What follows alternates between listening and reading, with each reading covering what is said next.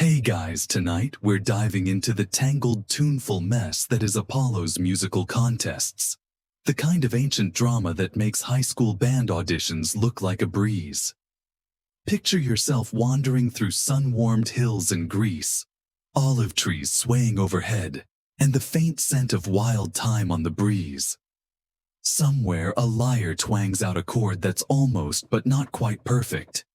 You pause, imagining the gleaming god Apollo himself, adjusting his golden instrument, squinting at the horizon, and silently hoping no one remembers last year's embarrassing contest with that goat-footed satyr. There's a certain sleepy, timeless magic in this place, and yet underneath the olive groves and crumbling columns, everyone seems on edge. Is it the gods' eternal rivalry, the muses' judgmental side-eye, or the knowledge that in Greek myth, even winning could end up being a problem? You, of course, are just a mortal passing through, if you even survive the world's first battle of the bands. Don't worry, though. You probably won't survive this. But that's kind of the point, right? So, before you get comfortable, take a moment to like the video and subscribe. But only if you genuinely enjoy what I do here.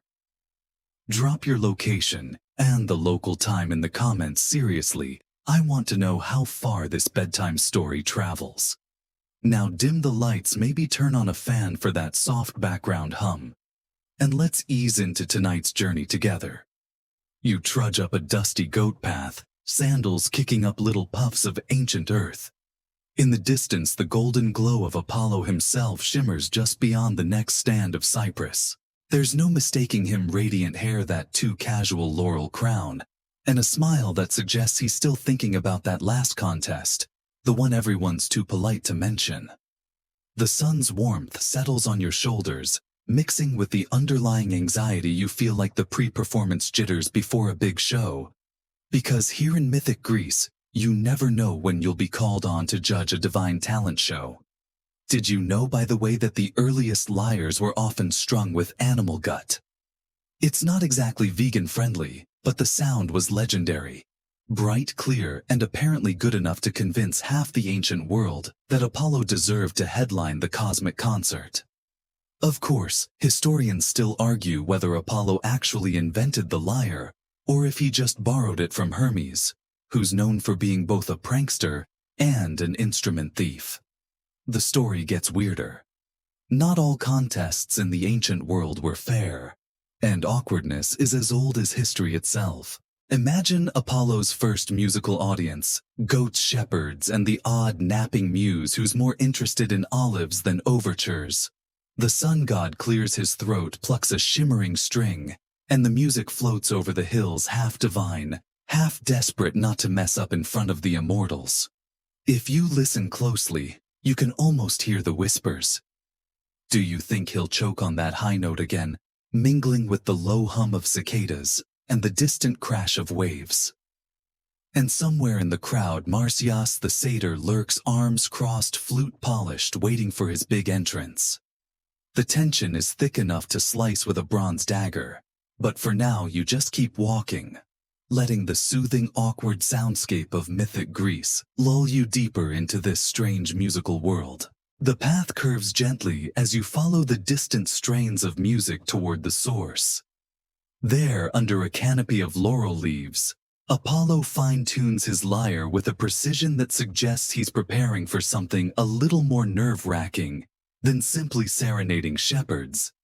You spot him stretching his fingers, each movement elegant and oddly relatable, because even gods, it turns out, need to limber up before a performance.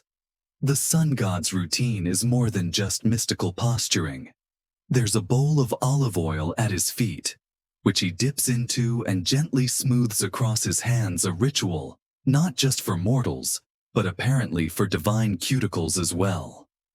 It's oddly comforting seeing Apollo glance nervously at the horizon, checking the position of the sun as if he's running late for a cosmic open mic night. Did you know, by the way, that ancient athletes and performers alike used olive oil for everything from skincare to hair gel? The Greeks believed it gave them a certain radiant sheen, and Apollo is no exception. looking like he's just stepped out of a high-end wellness spa, not a dusty hillside. Scholars still debate whether this pre-show ritual was about aesthetics, religious devotion, or just a handy excuse to pause and check one's reflection in a polished bronze shield. As you watch, Apollo gives his lyre a gentle pluck and the air shivers. The strings are made from the intestines of mountain sheep, a far cry from your average guitar store setup, but the resulting sound is undeniably pure. There's a little hiccup though. A tuning peg slips, producing a twang so jarring that even the local crows pause mid-caw. Apollo winces, and for a brief moment, the god of light looks just as anxious as any mortal about to hit the stage. The gods may not sweat, but you get the sense that if they could, Apollo's laurel crown might slide down his brow right about now. A little farther off, a pair of muses titter behind their hands, pretending to critique Apollo's stage presence. One of them, Calliope, is muttering about posture, while the other debates whether lyre music pairs better with dawn or dusk. It's almost reassuring, turns out. Even immortal judges have pre-show rituals that revolve around gossip and snacks. Meanwhile, the river god Cephissus, who's been roped in as an honorary judge, seems more concerned with finding the best patch of shade than actually listening. You ease yourself onto a sun-warmed rock, taking in the scene.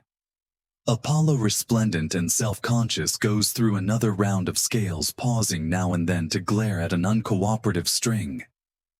The gentle tension in the air is only heightened by the knowledge that in Greek myth, winning isn't always the blessing you'd expect. Sometimes it's just the first act in a much more awkward drama. Historians still argue about the significance of these musical contests. Were they sacred rituals, public entertainment, or just excuses for the gods to air their grievances in rhyme and meter? A sudden breeze rustles through the laurel, carrying with it the distinct scent of sheep and sweat, proof that even in Olympus, the pre-concert jitters are real. Apollo closes his eyes, takes a deep breath, and strums a chord so sweet you almost forgive the earlier twang. Almost. You barely have time to settle in before a ripple of excitement moves through the ancient hillside. The muses, in full judge mode, now assemble on a lopsided stone bench, their tunics artfully arranged, and their expressions drifting somewhere between regal indifference and mild boredom. You spot Thalia with a scroll, and Melpomene cradling a clay cup, because nothing says high culture like multitasking snacks and scorecards. The muses are the original talent show panel, but unlike any modern judging crew, they have the power to inspire, or if they're in a bad mood, to doom your performance with a single well-timed yawn. Let's talk about the instruments. Apollo's lyre, for all its legendary status, isn't just a fashion accessory. It's an object of serious craft. Early lyres, according to ancient sources, were built from a tortoise shell, 2 upright arms, a crossbar, and strings stretched taut. Some say the first lyre was invented by Hermes, yes, the same Hermes known for creative pranks and occasional pickpocketing, who reportedly strung the first one with sheep gut and delivered it to Apollo as a kind of mythological apology gift. Scholars still debate whether this story was just an ancient cover-up for borrowing musical ideas, or a clever way to explain why so many gods claimed credit for musical inventions. Quirky detail alert: not all lyres looked alike. Some had only 3 or 4 strings, while others boasted as many as 7, which, if you're counting, is the ancient Greek equivalent of showing off with extra guitar pedals at a jam session. There are even frescoes showing oddball variants like the kithara, a bulkier cousin of the lyre reserved for real show-offs, and occasionally awkward parade floats. The muses, of course, have their favorites, but none will admit it out loud. The sound check is a group affair. As Apollo strums a slow, shimmering arpeggio, the hillside vibrates. The muses nod approvingly, well, except for Erato, who looks like she's about to doze off. You catch a quick aside between the judges. One claims that lyre music makes crops grow faster, while another counters that it only encourages sheep to wander off in search of quieter pastures. This kind of debate, you realize, is never-ending. Historians still argue whether the lyre's reputation for bringing harmony to nature was just poetic exaggeration, or if there were genuine attempts to measure its effect on sheep herding. Meanwhile, you notice a small commotion. A goat, clearly more interested in Thalia's snack stash than Apollo's serenade, has wandered into the circle and started nibbling the hem of a muse's gown. The audience titters. One of the muses pretends not to notice while Apollo shoots the goat a look that says, "Don't even think about upstaging me." It's a reminder that in these mythic contests, distractions are as common as musical flubs. The performance area is a patchwork of sun and shade, the kind of natural amphitheater that makes even ordinary sound feel a little magical. You stretch your legs and glance at the audience, mostly shepherds, a few dozing satyrs, and that one goat now munching with alarming gusto. The ancient world, it turns out, had its own version of hecklers, and sometimes they were four-legged. It's almost time for the real contest to begin. But you're not in any rush. The muses, as ever, keep the pace languid, and Apollo, for all his radiant glow, still checks his tuning one last time. You can't help but wonder, will his confidence hold, or will the next act steal the show with something entirely unexpected? There's a sleepy suspense in the air, the kind that lingers long after the music fades. The crowd's attention, such as it is, seems to drift like pollen in the warm air, except for one sudden sharp disturbance. From behind a tangle of wild thyme, a goat leaps straight into the middle of the muses' semicircle, scattering scrolls and triggering a chorus of surprise squeaks. The goat, oblivious to the drama, heads directly for a basket of figs. In the commotion, you realize you're witnessing not just a musical contest, but a comedy of distractions, because nothing ever goes quite as planned when gods and mortals share the same stage. Apollo, to his credit, recovers quickly, flashing the kind of practiced smile you'd expect from a performer who's faced far worse than a rogue herbivore. Still, you can see the faintest hint of annoyance twitch at the corners of his mouth. The muses, brushing fig leaves from their laps, do their best to look regal, but even they aren't immune to the goat's uninvited snack attack. One muse, Terpsichore, tries to coax the goat away with a stray piece of barley bread. It does not work. The goat simply wags its tail and settles in closer, determined to audition for Best Supporting Role. Did you know goats were a common feature of ancient Greek life? They were prized for their milk, their sturdy constitution, and, as you can see, their ability to create total chaos at public events. Some ancient writers joked that no festival was truly blessed unless a goat made an appearance, preferably not on stage. Quirky as it sounds, there's an actual fragment of a lost play, suggesting that to goat a muse became a running joke among the poets, proof that even high art could be derailed by barnyard slapstick. Amidst the farce, Apollo gestures for quiet, determined to regain control. He glances at the muses, who exchange the sort of look that says, "You handle the divine music, we'll handle the snacks." Just then, one of the muses produces a small clay whistle and gives it a discreet toot. The goat, startled, finally ambles off in search of greener pastures, leaving behind a trail of fig stems and general embarrassment. The judges reset themselves with exaggerated dignity, making a show of dusting off their robes. Now, about those judges, while the muses might claim artistic superiority, their attention spans are legendary for their brevity. One can't help but notice that every so often, they sneak bites from hidden bundles of dates and nuts. It's no secret that the most coveted seat on the panel is always nearest the snack basket. Cephissus, the river god, seems content simply to soak his toes in a nearby puddle, humming a watery tune entirely unrelated to the competition at hand. And here's a little-known fact: historians still argue whether the judges of these mythic contests were truly impartial, or if bribery in the form of sweetmeats and honey sometimes influenced the outcome. There are even fragments of old pottery that show muses reaching for treats mid-performance, much to the annoyance of whichever god or mortal was currently on stage. But tonight, after the goat's departure, the contest resumes. Apollo checks his lyre again, as if to ensure no stray hoofprints remain. The muses arch their brows, perhaps wondering if any further interruptions will spice up the proceedings. You find yourself hoping for a lull just so you can listen to the delicate interplay of lyre strings and the distant, resigned bleat of a goat.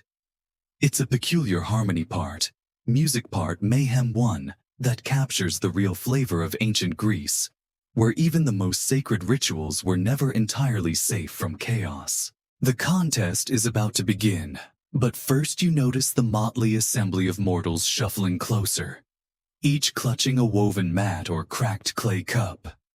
Ancient Greek audiences were nothing if not unpredictable, and as you take your place among them, you realize these folks bring their own unique flair to musical appreciation.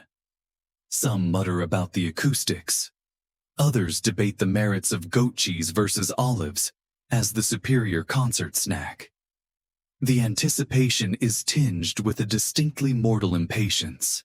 After all, there are chores waiting at home, and not everyone is convinced that divine music is worth missing supper for. A quick survey of the crowd reveals all sorts. There's an elderly shepherd dozing beneath his own battered sun hat, a pair of noisy children daring each other to get closer to Apollo, and a middle-aged merchant loudly insisting that flute music causes bad weather and worse harvests. You can't help but smile. Public opinion, it seems, has always been fickle. In fact, historians still argue whether ancient festival-goers truly appreciated music, or simply saw these gatherings as a chance to socialize and gossip away from nosy relatives. The muses, now more composed after the goat incident, shoot meaningful looks at the crowd. If applause was expected, it wasn't always forthcoming. Ancient sources suggest that polite approval might sound like little more than a few half-hearted claps, or even a well-timed sneeze. There's a charming fragment from a poet's journal suggesting that the finest compliment to a musician is an audience that falls gently asleep, which, if true, makes you and your sleepy fellow listeners perfect critics for Apollo's big night. A quirky detail: audience etiquette in ancient Greece could be surprisingly lax. Some attendees brought pets. Others arrived late and left early, sneaking out with the same casual nonchalance you might bring to a boring office meeting. And let's not forget that a few clever vendors always hovered near the action, hawking spiced nuts and herbal remedies for performance nerves. One vendor even whispers in your ear, offering a mysterious powder that promises both better dreams and improved musical memory. You politely decline, wary of waking up with donkey ears. The muses seem unbothered by the low-level chaos, though one is clearly distracted by a nearby child's elaborate attempts to juggle figs. Apollo stands poised at the center, eyes fixed on the horizon, waiting for the hush that signals he can begin. It never quite arrives. There's always a background murmur, the sound of ancient sandals shuffling, and the occasional goat bleating disapproval from afar. But the sun is lowering, painting the scene with a golden haze, and even the skeptics quiet down as the god lifts his lyre. Just as he's about to play, a sneeze erupts from the back row, echoing like a misplaced cymbal crash. Apollo blinks, feigning composure, and the muses exchange knowing glances. This is how these contests always go. A moment later, laughter bubbles through the crowd, good-natured but persistent. In the old days, myth says a sneeze during a performance was considered a sign from the gods, either of approval or, less helpfully, a warning of rain. Scholars still debate the true meaning, with some suggesting it was simply the audience's way of keeping the musicians humble. As the laughter fades, Apollo tunes his lyre one last time and launches into his opening notes. The music is clear, ringing, almost hypnotic. The crowd leans in, not too close, of course captivated for the briefest moment by the shimmering soundscape. Even the most skeptical merchant seems lulled, if only because he's finally found a patch of shade. And so, surrounded by mortals who clap, sneeze, and snack with abandon, you sink deeper into the timeless awkwardness and gentle absurdity of this ancient musical gathering, ready for the contest's next surprise. You don't have to wait long for the contest's real wild card. From the edge of the clearing, a figure emerges, whose very presence seems to warp the mood. Marsyas the satyr, flute in hand, fur bristling with both excitement and more than a little mischief. Marsyas is a walking contradiction, half man, half goat, all attitude. He's the kind of competitor who doesn't just hope to win, he's convinced the contest is already his, and he hasn't even played a note yet. Marsyas is famous, or infamous depending on whom you ask, not just for his musical prowess, but for his bravado. Unlike Apollo, whose radiance can feel a bit like the spotlight at a talent show, Marsyas brings an earthy, defiant energy. He strolls right up to the center of the gathering, grinning at the muses, and twirling his double-piped flute between his fingers. The mortals in the audience react with a mix of curiosity and wariness. The shepherd's dog starts barking, and even the old merchant looks up from his olives. Quirky detail. In some versions of the myth, Marsyas's beard is said to be his lucky charm, carefully groomed before every performance. Whether or not it actually influences his playing is up for debate, but the satyr treats it with near religious seriousness. You notice him giving it a quick fluff, as if daring the gods to question his preparation. Marsyas's flute, the aulos, is a different beast from Apollo's lyre. The double pipes produce a sound that's raw, insistent, and impossible to ignore. Historians still argue about the aulos's role in ancient Greek music. Was it the people's instrument associated with Dionysian revels and earthy pleasures, or simply the louder, wilder cousin to the refined lyre? The scholarly back and forth continues, but tonight the answer feels delightfully ambiguous. As Marsyas begins to play, the first notes spill out with the kind of gusto that could wake even the sleepiest muse. The sound is both haunting and oddly catchy, like a song you can't quite get out of your head. The audience perks up, sheep bleat, children giggle, and even Apollo raises an eyebrow in grudging respect. You catch the muses exchanging whispers. One admits, "He's better than I remembered." Another bites her lip, trying not to smile. There's an air of friendly rivalry, but beneath it you sense a tension. This is more than a simple musical face-off. For Marsyas, challenging Apollo isn't just about the music. It's a chance to prove that the divine can be matched, maybe even bested by a clever mortal, or semi-mortal in his case. Apollo's face gives nothing away, but his fingers twitch ever so slightly on the strings. Suddenly, Marsyas breaks into a little dance, tapping his hooves in time with his own tune. The audience is delighted except for the old merchant, who grumbles that flutes ruin the barley harvest.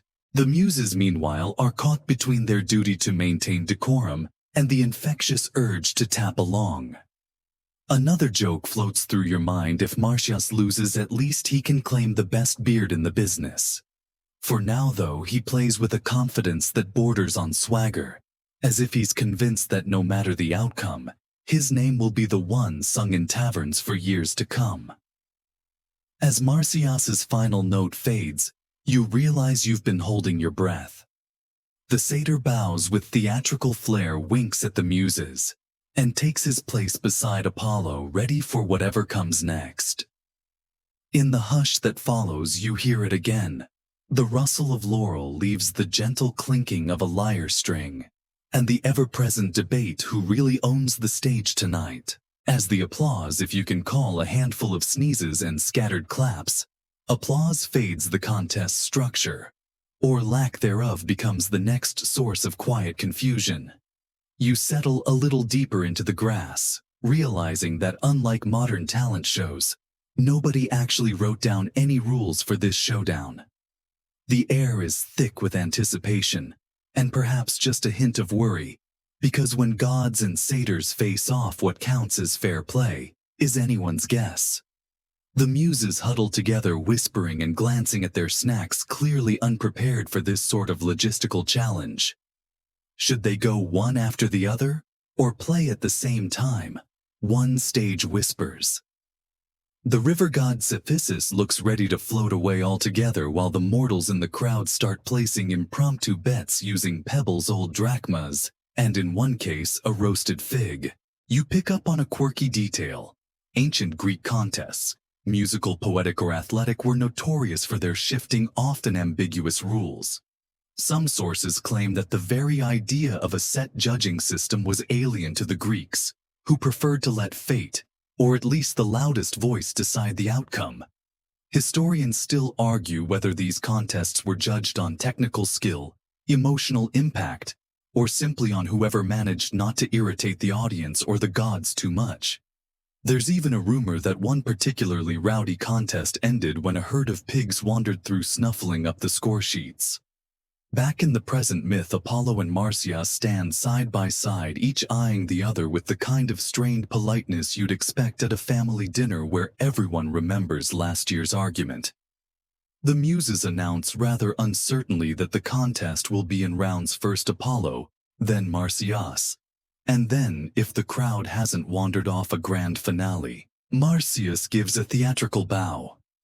Apollo's laurel crown glints in the sunlight as he nods coolly. And so round one begins. Apollo plucks his lyre, coaxing out a melody that floats over the hillside, golden and bright like sunlight in musical form. The audience is captivated, and even Marsyas seems momentarily impressed, though he hides it with an exaggerated yawn. The muses scribble on their scrolls. Cephissus absent-mindedly hums along. But then Marsyas raises his flute, and the mood shifts. His tune is wilder, earthier, more primal. It's music you can't ignore, music that makes you want to tap your toes, or if you're a goat, possibly eat someone's tunic. The contest heats up quickly, the two musicians exchanging riffs and flourishes, each trying to outdo the other in skill, showmanship, and sheer bravado. The crowd gets swept up in the chaos. Someone starts clapping out of rhythm. Another tries to join in with a panpipe borrowed from a satyr cousin, and a child attempts to juggle figs in time to the music. There's no stopping the energy now, even if no one's quite sure what the next round will bring. You realize as the round winds down that you're witnessing the birth of something new, an ancient battle of the bands, where the only rule is to make it memorable.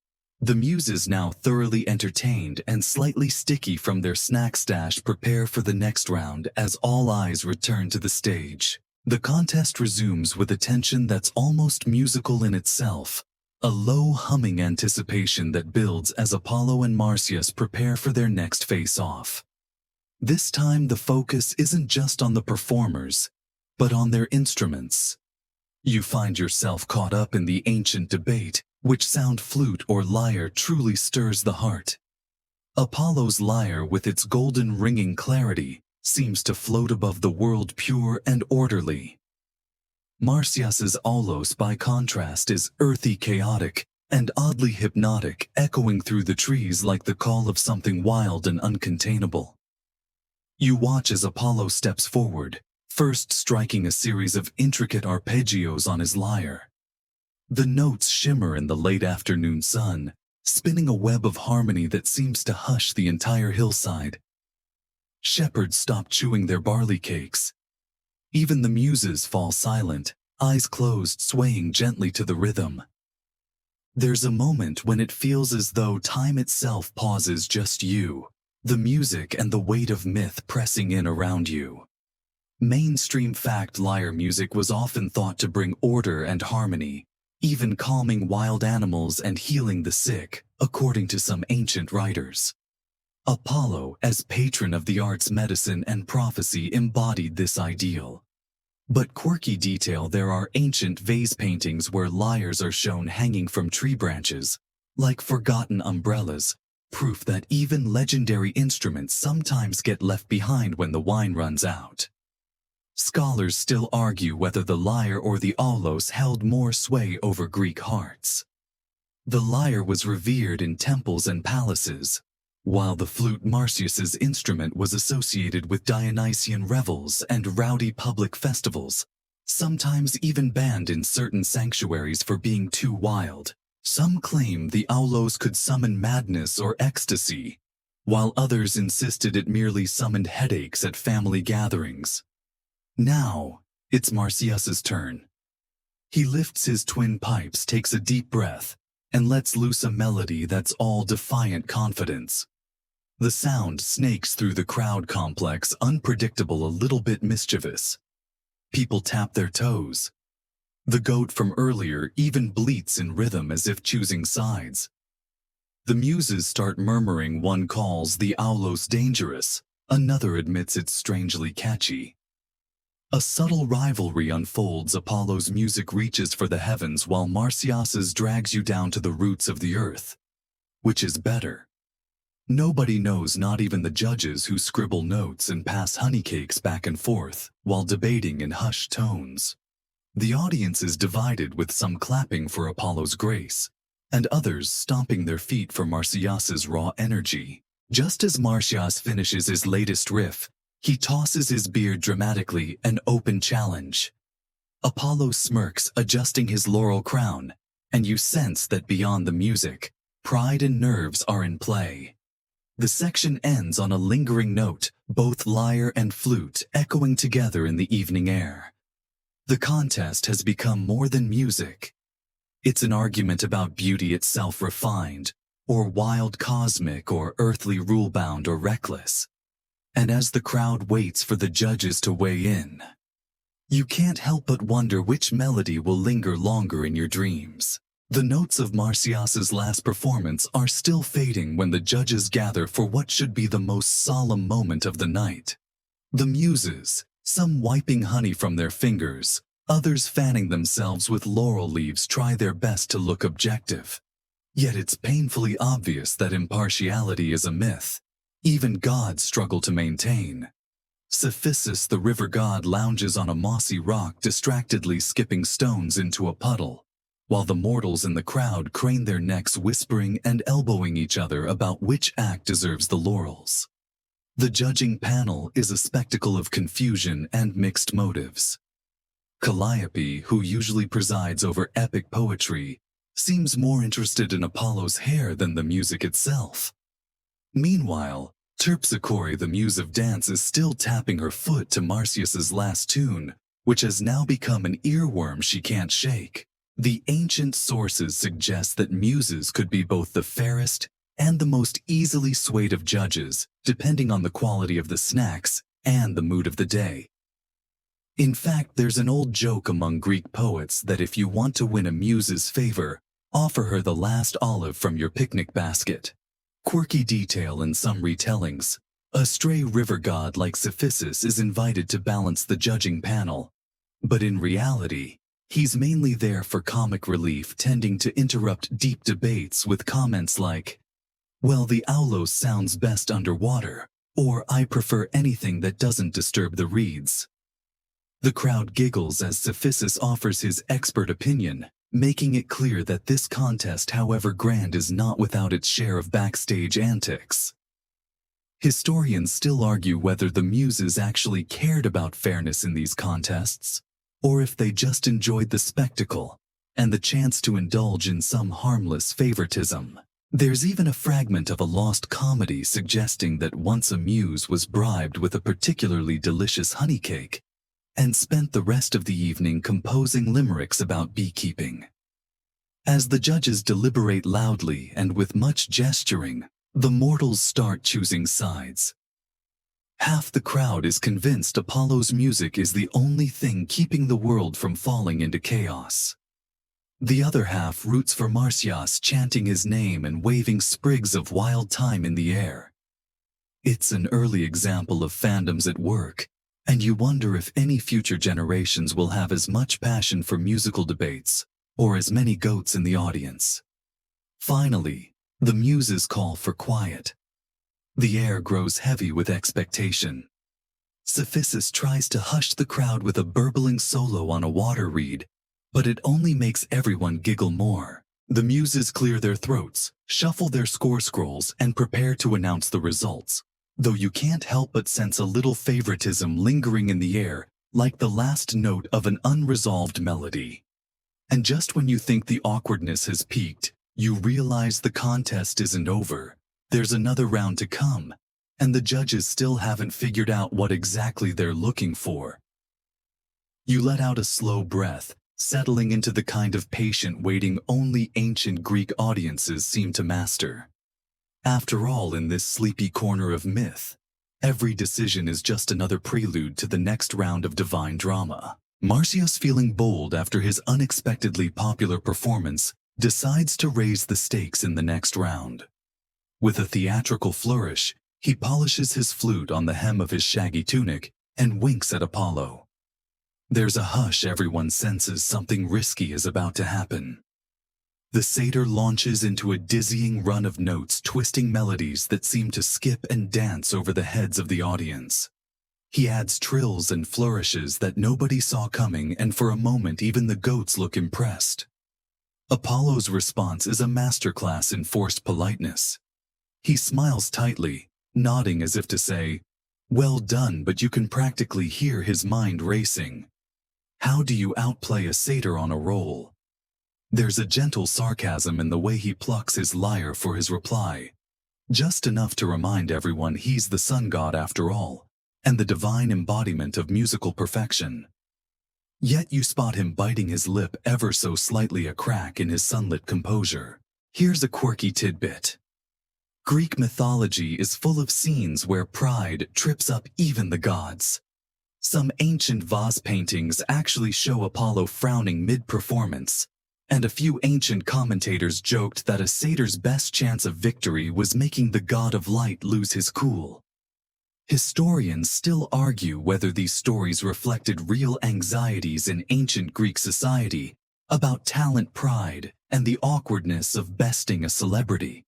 Did mortals and immortals ever truly compete on equal ground, or was it always just for show?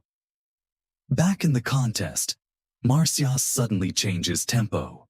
He tosses his beard and plays a snippet of a country shepherd's dance tune, the kind usually reserved for village feasts and after-harvest revelry.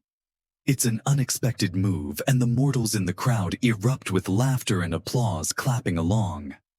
Apollo narrows his eyes. In a flash of inspiration, or maybe irritation, he matches Marsyas's playfulness with a series of complex harmonics, making his lyre sound like a bubbling brook. Another playful jab at Cephissus, the river god, who beams with pride. The back and forth becomes almost competitive banter, a musical roast. Marsyas flirts with improvisation, letting his tune slip into offbeat rhythms and mock solemn flourishes. Apollo, never one to let a challenge go unanswered, launches into a melody so fast and intricate that the muses can't help but sit up straighter. Even Cephissus, usually half asleep, looks momentarily impressed. A joke floats through the crowd: if Marsyas can get the muses to spill their snacks, he should win by default. The muses in turn lean in their expressions, a mix of delight and confusion. Are they judging technical mastery or stage presence? Are they swayed by skill, surprise, or sheer audacity? Nobody seems entirely sure, least of all the judges themselves. When the last note fades, Marsyas bows with a showman's flourish, grinning from ear to pointed ear. Apollo, determined not to be upstaged, answers with an elegant, dignified nod, though you catch a flicker of competitive fire in his eyes. The tension, once light and playful, now feels a little more serious. It's not just a contest anymore. It's a battle of egos, pride, and nerves playing out in front of a crowd that's finally wide awake. As dusk deepens and the air grows cooler, you realize the contest is far from over. Both musicians stand poised for whatever comes next, each one silently plotting how to turn the next round in their favor. You settle back, savoring the anticipation, knowing that in Greek myth, things are about to get even more awkward. As the shadows lengthen across the hillside, you sense the tension mounting, not just between Apollo and Marsyas, but in the entire makeshift amphitheater. The Olympians have shown up in force now, their forms drifting down from clouds, or stepping from behind olive trees, with that casual, otherworldly grace, reserved for immortals who never have to worry about dirty sandals. You catch a glimpse of Artemis rolling her eyes at her brother's dramatics, and Hermes lounging at the edge, already taking side bets with Dionysus. You can't help but notice the social dynamic at play. The mortals previously content to snack and gossip are suddenly swept up in the Olympian excitement. Groups form one camp rooting for Apollo, citing the divine right of order and the beauty of the lyre. The other growing more boisterous, backing Marsyas as a champion of earthy fun and rebellious talent. Even a few minor gods seem to join in, loudly debating the merits of each instrument, as if their divine reputations hang in the balance. Quirky detail at these mythic gatherings.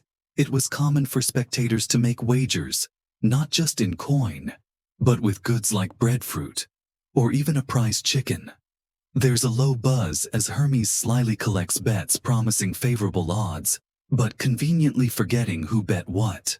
One legend says that the goddess Hestia once wagered her entire batch of honey cakes on a flute player, only to eat them herself in a fit of disappointment. The contest itself turns almost theatrical. Apollo, determined not to be upstaged, takes the stage with a flourish, playing a piece so complex and dazzling that even Marsyas pauses in awe. The notes spin like sunlight, weaving a melody that seems to chase away the dusk. The Olympians nod appreciatively. Zeus even offers a grudging thumbs up, while the Apollo stands in the audience erupt in enthusiastic, if slightly rehearsed applause. Marsyas answers with his own bravado, this time channeling the wild, intoxicating energy of a Dionysian festival.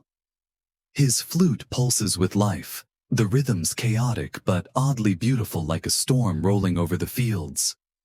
The crowd is split, half are swaying with the music, the other half casting worried glances at the Olympians.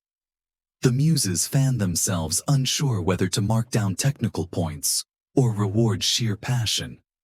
Historians still argue whether the division between flute and lyre fans was a real social split, or just a poetic invention to liven up mythic tales.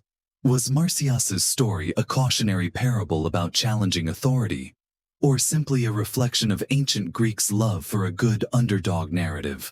No one agrees, but you can sense the weight of tradition and rebellion playing out with every note. The energy is electric. Hushed arguments ripple through the mortals.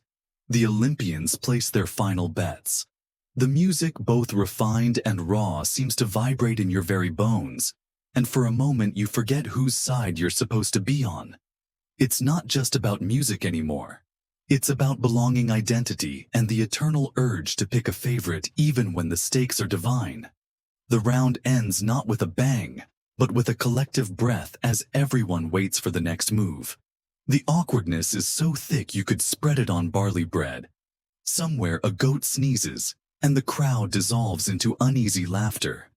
You realize that in a way you've just witnessed the ancient world's first battle of the fandoms, complete with all the drama, devotion, and chaos that comes with it. The next round arrives, and with it comes the infamous high note. A moment that will echo through awkward dinner parties and mythic gossip circles for centuries. Apollo and Marsyas stand at the center, both visibly determined, the tension so palpable. It's almost as if the very air is holding its breath. You shift on your stone seat, feeling the collective anticipation. This is the moment everyone will pretend to have understood, long after the details are lost to memory. Apollo steps forward first, his fingers dancing across the lyre strings. The melody is ethereal, rising higher and higher, spiraling up toward the last rays of the sun. The notes shimmer, their clarity slicing through the soft hum of evening insects. It's impressive, no doubt. But you catch Apollo shooting nervous glances at the muses, gauging their reactions. His face is the picture of serene confidence. But you notice the subtle flex of his jaw, a clear sign that even gods aren't immune to a touch of stage fright. Just as Apollo seems to hit the pinnacle of musical perfection, Marsyas lifts his aulos, inhaling with dramatic flair. The satyr's cheeks puff out, and his fingers blur across the pipes. The sound that emerges is nothing short of wild, a bold, piercing high note that cuts through Apollo's golden tune like a sudden gust of mountain wind.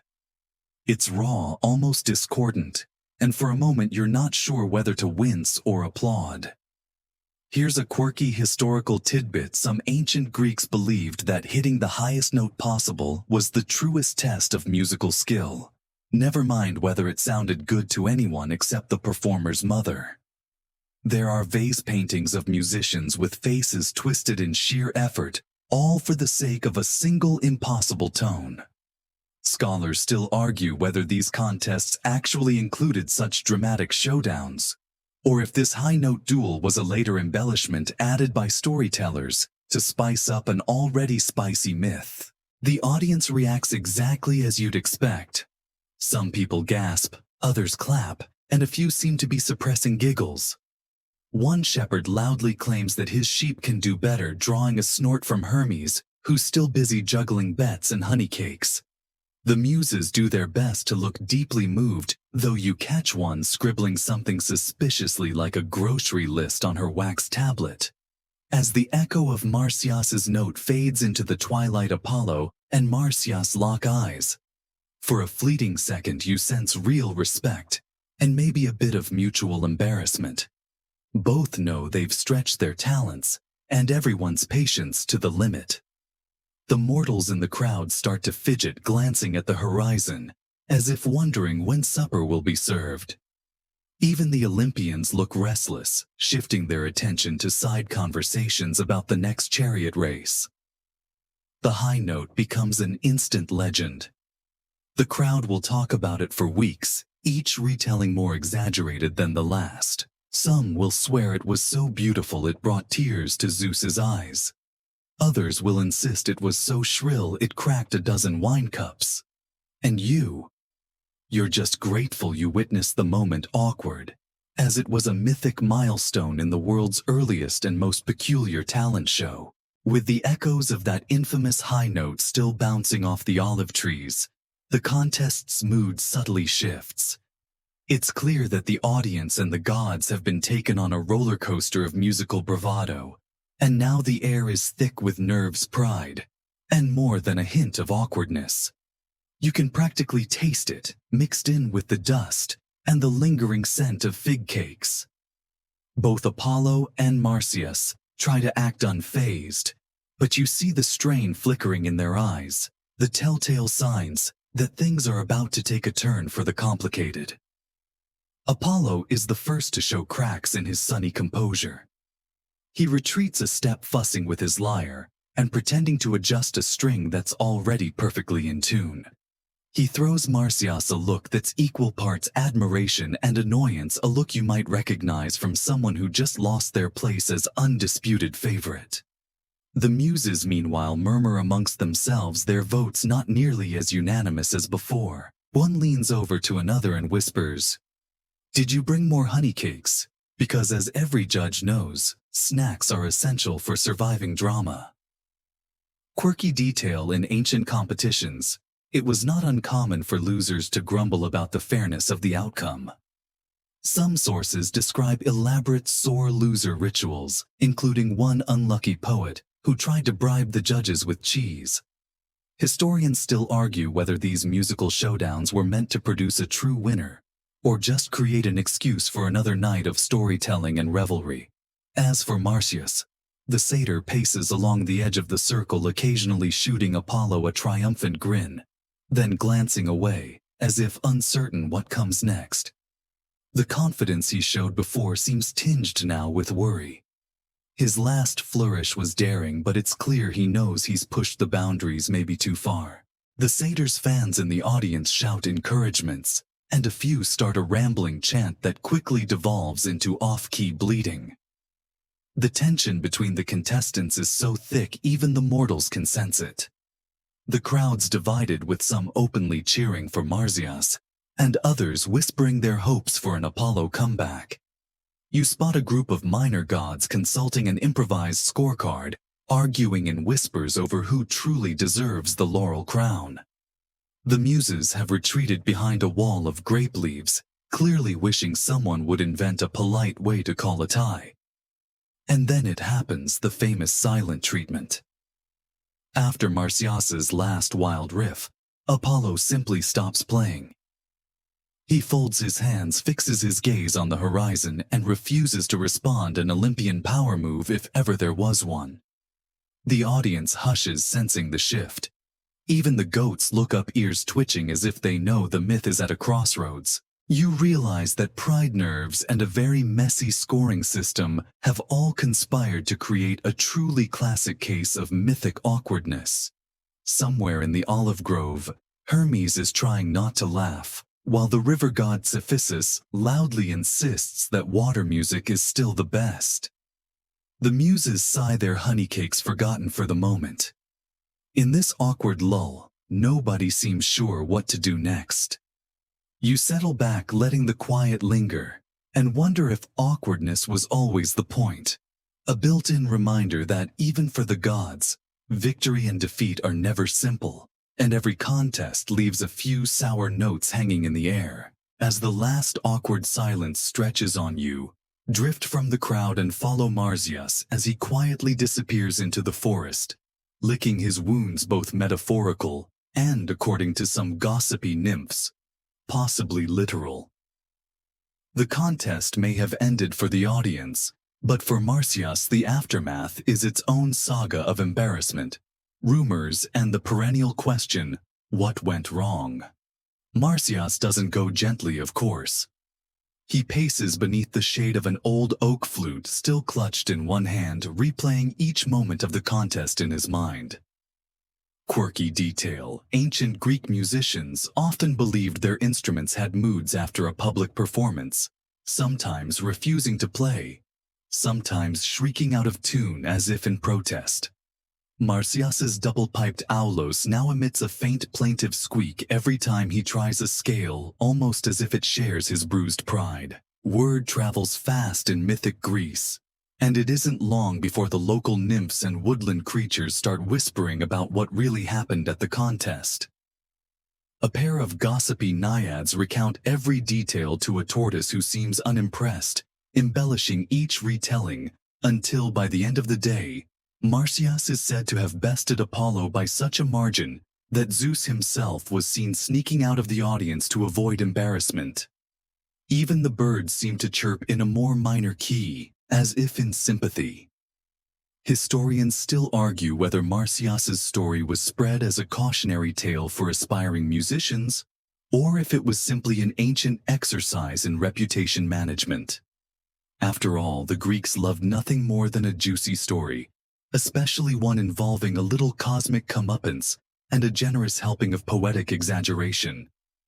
In some versions, Marsyas finds solace by inventing entirely new songs, some of which supposedly became staples at rural festivals. Other retellings have him sulking for weeks, refusing to play at all, or becoming the punchline of satirical poems recited over jugs of watered wine. The forest itself seems to echo with rumor and regret. You stumble upon a clearing where satyrs and dryads reenact the contest, each version getting sillier. At one point, a goat is crowned best judge, and Marsyas's flute is replaced with a carrot. Laughter rings out, a reminder that myth-like music is endlessly mutable. Meanwhile, back at the scene of the contest, rival musicians gather to gossip. They argue over whether Marsyas was robbed or simply overconfident, whether Apollo's high note was divine or merely lucky. One bard insists that the real tragedy is how quickly everyone forgets the runner-up's tune.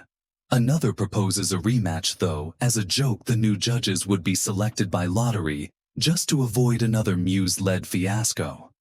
Through it all, Marsyas remains a figure of both pity and defiance. He wanders the woods, alternately composing new melodies and grumbling about the unfairness of divine contests.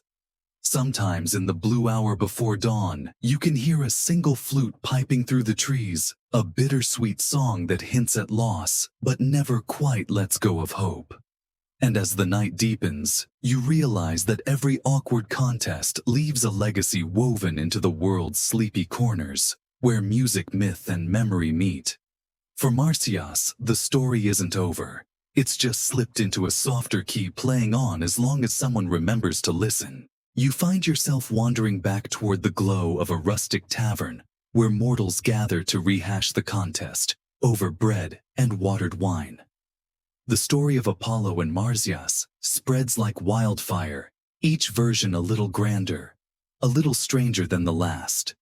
Inside the hearth, crackles and shadows flicker on the walls as the tale morphs, with every telling a perfect example of the ancient world's favorite pastime, the mythological game of telephone. A gray-bearded bard holds court in the corner, recounting the contest with dramatic flourishes and wild gestures. In his story, Marsyas nearly defeats Apollo the lyre and flute dueling until lightning splits the sky. Each listener chimes in, adding their own twist. Maybe Apollo bribed the judges. Maybe Marsyas played with such passion that even the stones wept. The details change, but the sense of something extraordinary lingers. Mainstream fact: ancient Greek myth was rarely fixed. Stories were as fluid as the streams that crisscrossed the countryside, shifting to suit the mood and the audience. A quirky tradition surfaces in some villages. Children would play the flute and the lyre, a local version of charades where whoever played Apollo had to invent new rules on the spot. The game almost always ended in laughter, never crowning a true winner, just as the real contest felt unfinished, perennially suspended in the haze of evening. Scholars still argue about the purpose of these endlessly evolving tales. Were they lessons about pride, cautionary warnings against hubris, or simply vehicles for community bonding and entertainment? In one famous debate, a philosopher insisted that the story was a meditation on the dangers of challenging authority.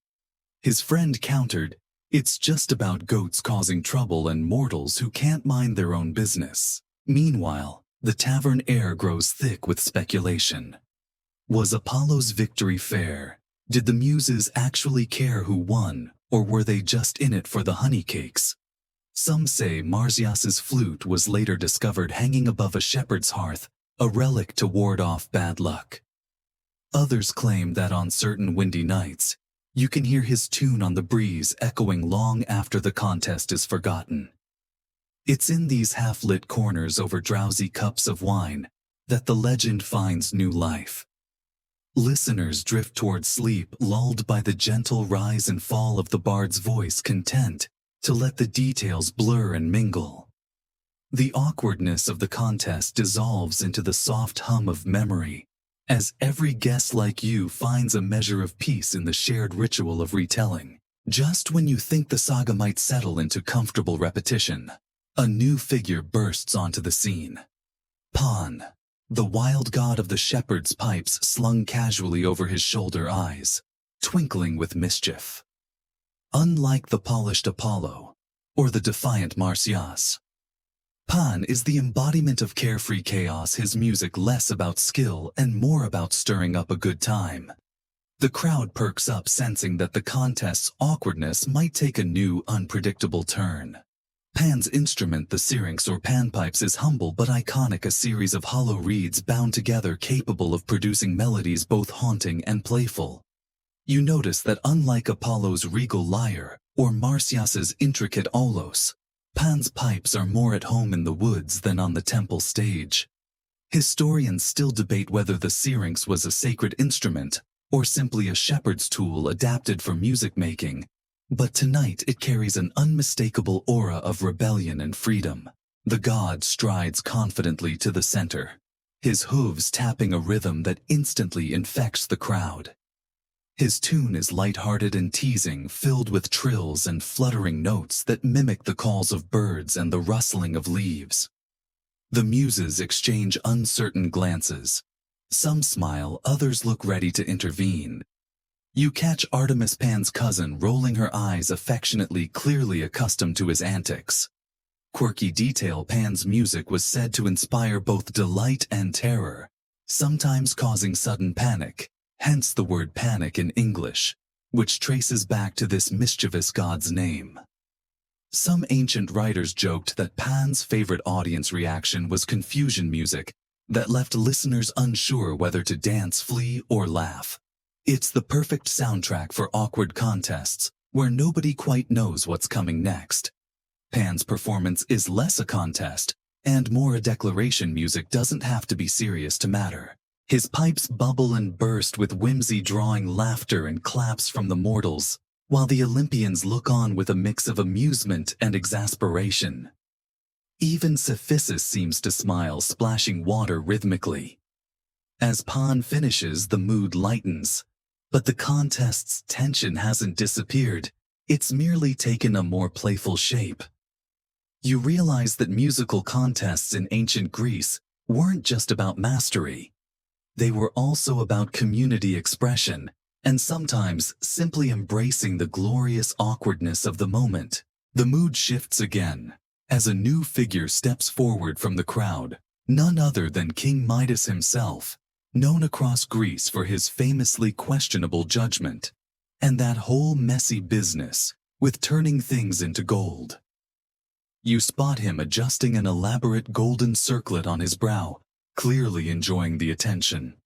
Rumor has it, he volunteered himself as judge for this round, eager to prove he's more than just the butt of tavern jokes about overly ambitious monarchs.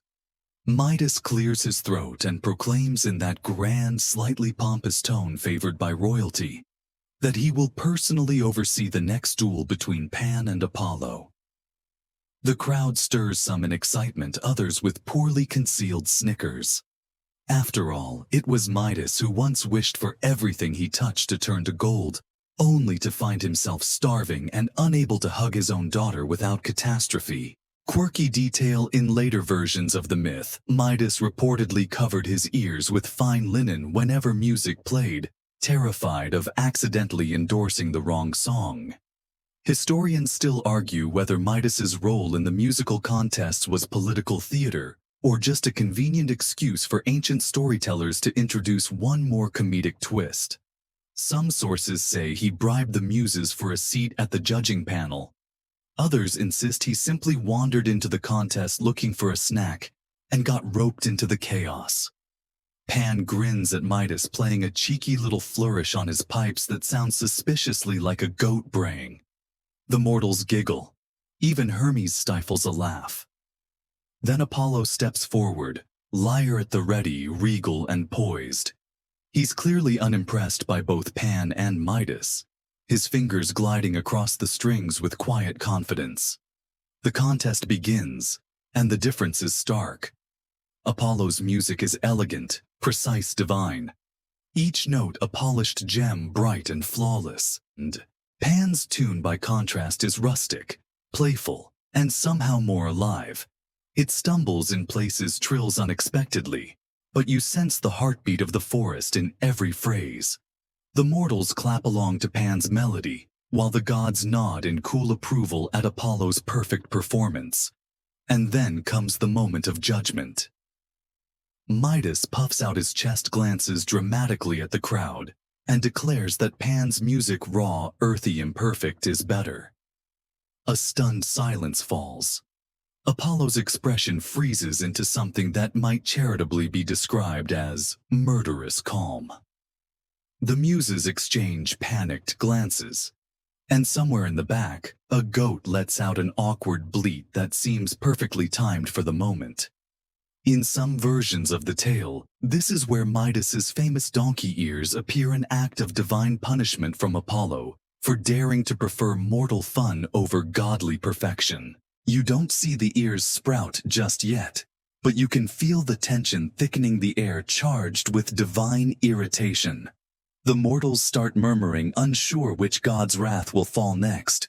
You find yourself caught in the awkwardness, rooting for both sides and wishing perhaps that someone would invent a tie-breaking round where everyone could simply hum along and avoid divine curses. But this is Greek myth, and awkwardness is rarely resolved without at least one immortal losing their temper spectacularly. Pan, beaming with delight, prances around the clearing, letting out quick, playful bursts from his pipes that sound like giggling nymphs or startled birds. Meanwhile, Apollo's face remains an inscrutable mask, but you sense the simmering fury beneath it. A few Olympians exchange nervous glances. Everyone knows that slighting the god of the sun is rarely a good idea, no matter how charming Pan's music might be. Midas, oblivious to the growing tension, continues to praise Pan's rustic melody, calling it real music, not the stuffy airs of Olympus. It's the kind of comment you might expect at a tavern after too many cups of cheap wine, but here it lands like a thunderclap. Apollo's fingers tighten on his lyre. His golden aura, usually warm and bright, flickers with something cold and dangerous. Quirky detail: in some ancient depictions, Pan is shown winking or sticking out his tongue at Apollo after this moment, as though daring the god to retaliate. Historians still argue whether Pan's attitude was genuine bravado, or just the instinctive cheek of a woodland trickster who never knew when to stop teasing powerful beings. Suddenly, Apollo raises his lyre, strumming a chord so piercing and bright it silences the crowd. The mortals flinch. Even Pan pauses, lowering his pipes. Apollo stares directly at Midas' voice, calm and terrifyingly soft, and asks if he truly believes Pan's music is superior. Midas, perhaps sensing the danger too late, nods enthusiastically. A hush falls, so absolute you can hear a cricket chirp from the edge of the clearing. And then, with a flick of divine power, Apollo gestures at Midas's head. You blink, convinced you imagined it. But there's no denying the two furry points that begin to sprout from beneath Midas's golden crown. The king's hands fly to his ears, which now resemble those of a donkey, long and soft, and undeniably ridiculous. The crowd gasps. A few mortals snicker behind their hands. Pan tries and fails to stifle a laugh, earning himself a scowl from Artemis, who clearly would prefer less spectacle and more archery practice. Historians still debate the symbolism of this punishment. Some say it was Apollo's way of marking Midas as foolish for all to see.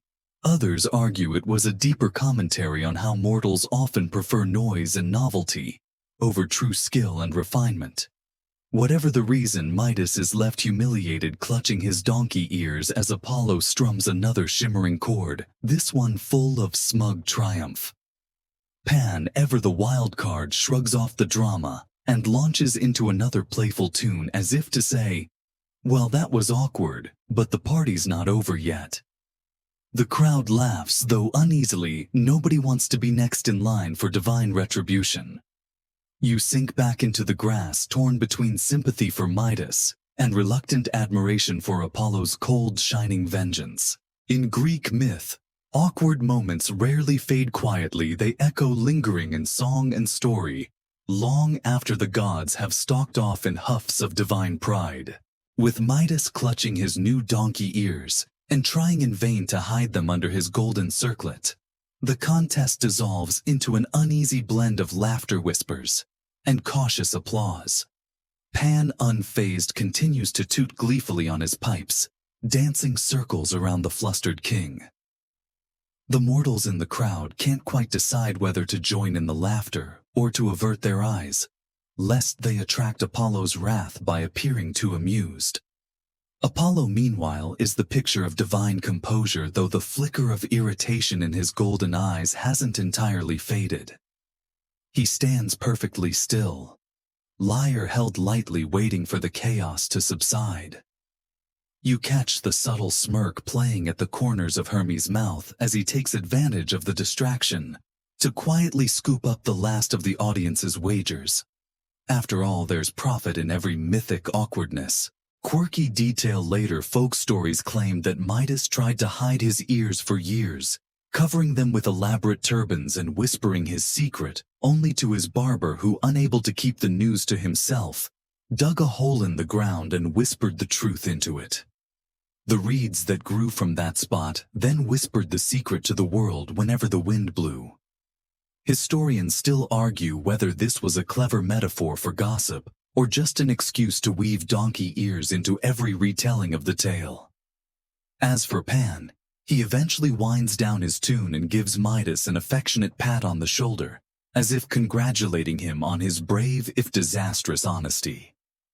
The audience breathes a collective sigh, equal parts relief that Apollo seems placated and lingering discomfort at the visible reminder of divine punishment sprouting from the king's scalp.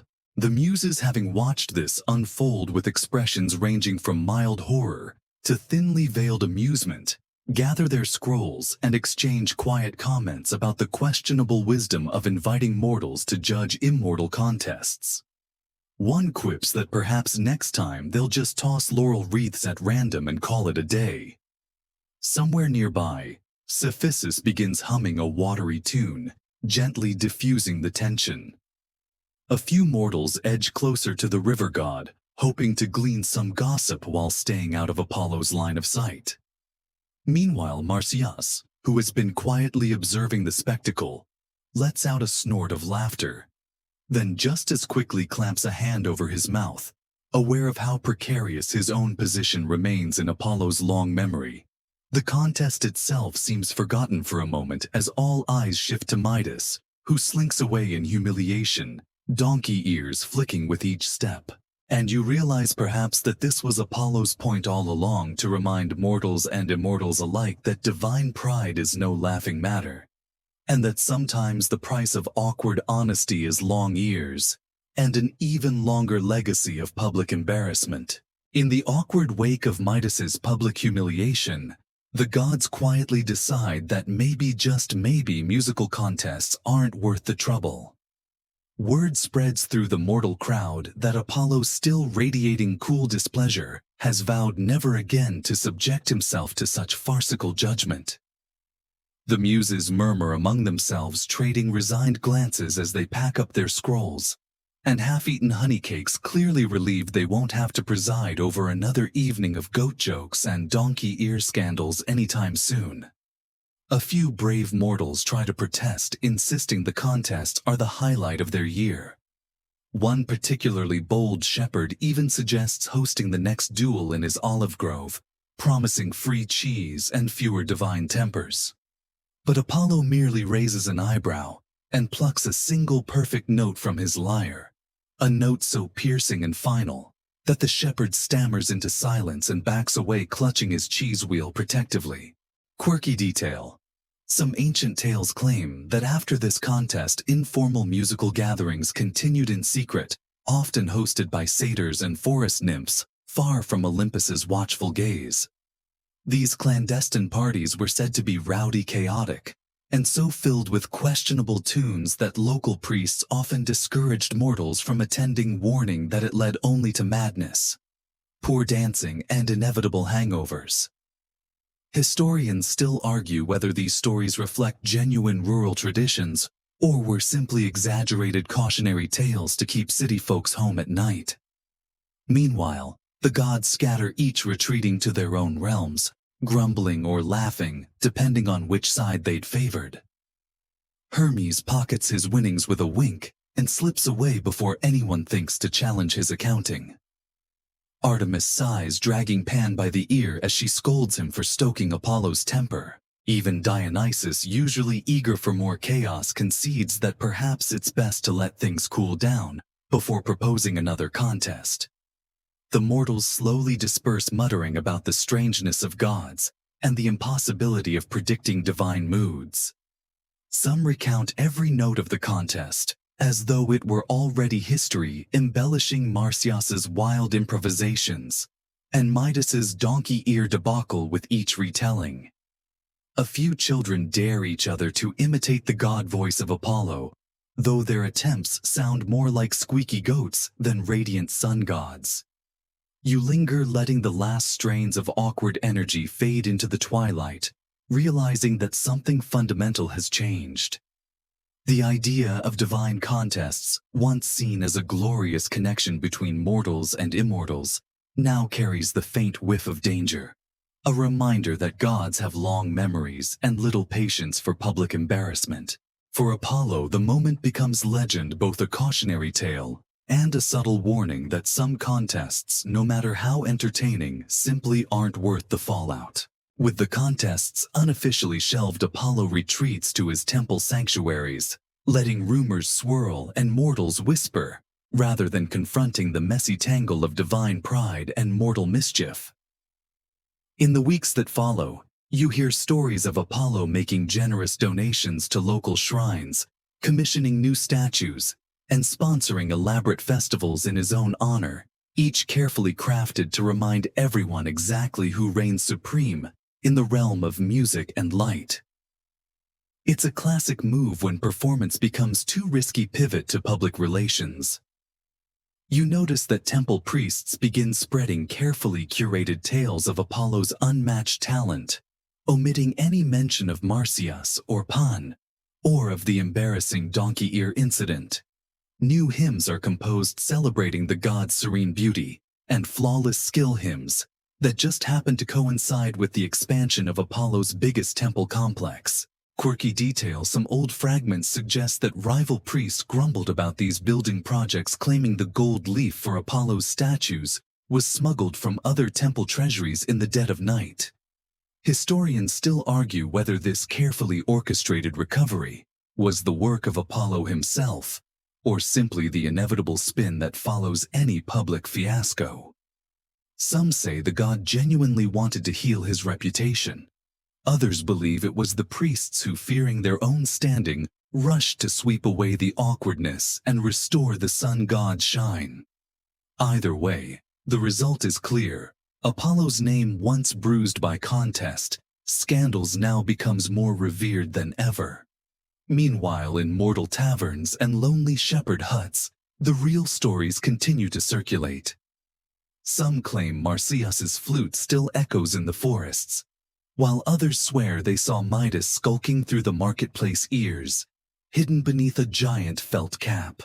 A few daring musicians incorporate sly references to the infamous contest into their songs, a quick trill here, a flute riff there, risking Apollo's annoyance in exchange for a knowing smirk from fellow performers. In truth, the awkwardness never fully disappears. It lingers like a sour note at the end of a song, a quiet reminder that even gods, for all their glory, can be outplayed, or at least outshone by an upstart satyr with enough nerve to challenge the cosmic order. But as the years pass, Apollo's polished image returns to dominance, and the tale becomes exactly what he and his temple attendants want it to be, a divine triumph over mortal arrogance. You sit back watching the sun god's careful stagecraft unfold, wondering how long the new narrative will hold, and when inevitably someone brave or foolish enough will rise to challenge it again. After all, in the realm of gods and mortals, pride and music are never far from their next glorious and awkward collision. In the years following the infamous contests, rumors begin to swirl about the fate of the instruments themselves. You hear whispers that Apollo's lyre, crafted of golden wood and sheep, gut-touched by divine fingers, was carefully enshrined in one of his sacred temples, guarded by priests and polished daily with olive oil. They claim its strings never lose tension, its body never gathers dust, and that on quiet nights, the lyre hums softly with ghostly echoes of divine melodies. But of course, not every version agrees. Some say Apollo gifted the lyre to a favored mortal bard, who vanished into the mountains soon after, rumored to be seeking inspiration from the muses themselves.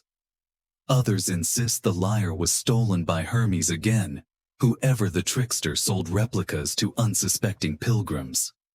Quirky detail: in one old fragment, a grizzled merchant swears he once saw Apollo's true lyre hanging behind the counter of a roadside tavern, being used to prop up a wobbly shelf of amphorae.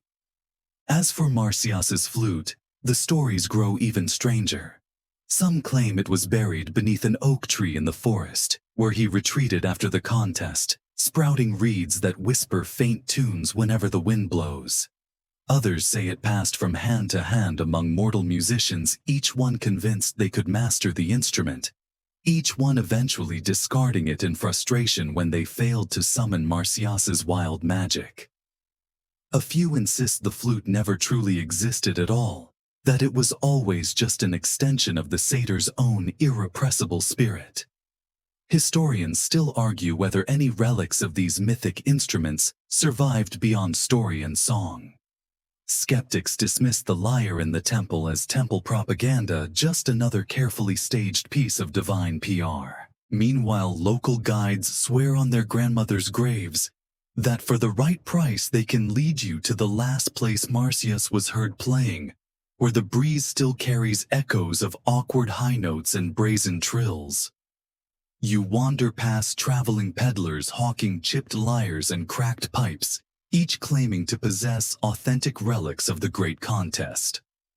One even offers you a piece of Apollo's original tuning peg, though it looks suspiciously like an ordinary stick. Still, in this sleepy corner of Greece where myth and memory blur, who can say for sure? Maybe every chipped flute and dusty string carries a hint of that awkward, glorious showdown between gods and satyrs. Centuries slip by, but the echoes of that divine contest never truly fade. You find yourself drifting through bustling marketplaces and sleepy villages, where the feud between Apollo and Marsyas reappears in surprising places. Echoes of that old rivalry woven into new forms, sometimes so subtly you almost miss them. In one corner of Athens, you stumble upon a pair of street performers, one plucking a bright, clear tune on a lyre, the other blasting chaotic notes from a double-piped flute. Their playful bickering draws a small crowd of onlookers who laugh and toss coins, unaware or perhaps entirely aware that they're replaying a mythic drama older than the cracked stones beneath their feet. Meanwhile, in quieter corners, philosophers debate whether the contest was ever real or merely a cautionary tale spun by temple priests to remind mortals that the gods always win in the end. Some argue it reflects deeper tensions in Greek culture, the clash between the refined, ordered world of the aristocracy, symbolized by Apollo's lyre, and the earthy, irrepressible energy of the common folk embodied by Marsyas's flute. Historians still argue whether these musical showdowns were artistic competition, religious ritual, or sly commentary on social hierarchies. Quirky detail: in modern times, a few local bars host Apollo versus Marsyas nights, complete with lyre-shaped neon signs and cheeky murals of donkey-eared kings. There's even a running joke that elevator music, the most awkward soundtrack imaginable, is Apollo's revenge on mortal ears, an eternal reminder of divine supremacy. Somewhere along the way, the contest has become less about gods and punishment, and more about the universal awkwardness of performance itself. Every strained high note, every show-off riff, every nervous cough from the audience becomes a faint echo of that first messy mythic showdown. And so the story continues, not in temples or grand amphitheaters, but in tiny cafes, hushed practice rooms, and crowded subway tunnels, where buskers grin at skeptical passers-by. You realize that awkwardness, far from being forgotten, has become the very thing that keeps the myth alive. An eternal reminder that in music, as in life, perfection is often less interesting than the beautiful, flawed, and thoroughly human chaos that spills out whenever someone dares to play. As you wander further into the tapestry of retellings, you discover that the debates haven't faded with time. In fact, they've only grown more tangled.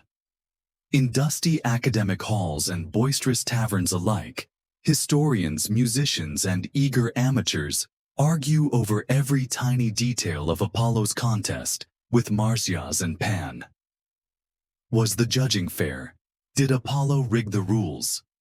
Did Marsyas truly deserve punishment? Or was he simply the first artist to learn the hard truth that divine egos bruise easily?